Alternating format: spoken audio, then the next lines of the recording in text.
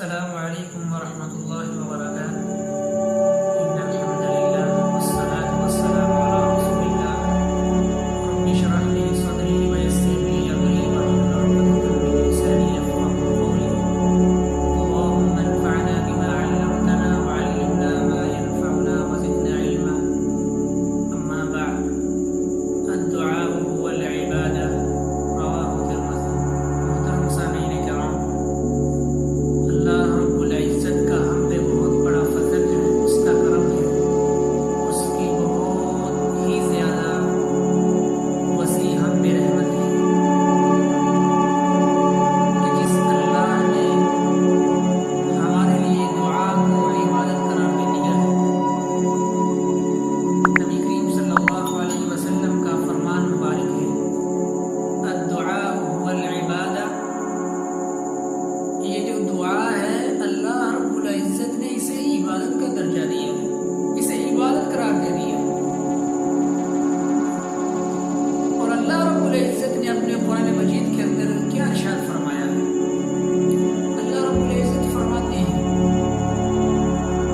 وَقَالَ رَبُّكُمُ ادْعُونِي أَسْتَجِبْ لَكُمْ إِنَّ الَّذِينَ يَسْتَكْبِرُونَ عَنْ عِبَادَتِي سَيَدْخُلُونَ جَهَنَّمَ دَاخِرِينَ۔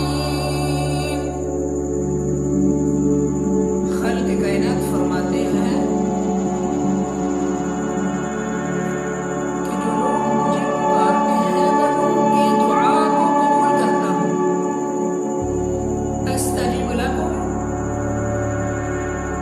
میں دعاؤں کو قبول کرنے والا ہوں۔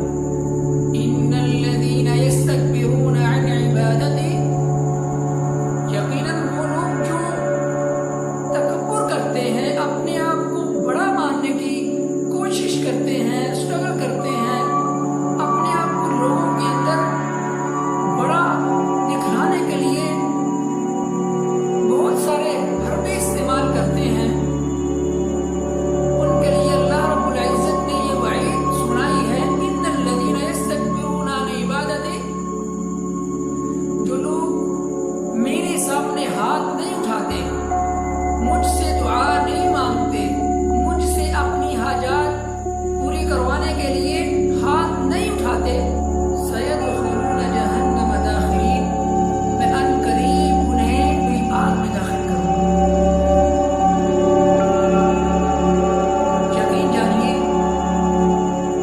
یہ اللہ رب العزت کی طرف سے ہمارے لیے یہ خوشخبری ہے کہ ہمیں کوئی بھی تکلیف پہنچتی ہے، کوئی بھی آفت آتی ہے، اگر ہم اللہ رب العزت کے سامنے ہاتھ نہیں اٹھائیں گے تو اس کے علاوہ ہمارا کون سا ایسا الہ ہے کہ جو ہماری دعاؤں کو قبول کر کے ہمیں آفتوں سے بچا سکتا ہے، ہمیں مشکل وقت سے نکال سکتا ہے۔ حضرات محترم، اللہ رب العزت نے عبادت کو دعا قرار دے دیا ہے۔ جو متکبر لوگ ہیں وہ اللہ رب العزت کے سامنے اپنی حاجات کو نہیں رکھتے، دعا نہیں مانگتے، اپنی محتاجی کو، اپنی فقیری کو، اپنی غربت کو اللہ رب العزت کے سامنے رکھنے کی بجائے وہ اپنے من میں مگن ہوتے ہیں، اللہ رب العزت سے نہیں مانگتے۔ یہ بہت بڑی انسان کے لیے یہ تباہی ہے، بربادی ہے کہ جس اللہ نے ہمیں پیدا کیا ہے، اگر ہم اس سے نہیں مانگیں گے تو کون ہے ہمیں عطا کرنے والا؟ رزق کون دیتا ہے؟ بادشاہی کون عطا کرتا ہے؟ کھلاتا اور پلاتا کون ہے؟ صرف اللہ کھلاتا ہے، وہی پلانے والا ہے، وہی رزق دینے والا ہے، وہی سب کچھ عطا کرنے والا ہے۔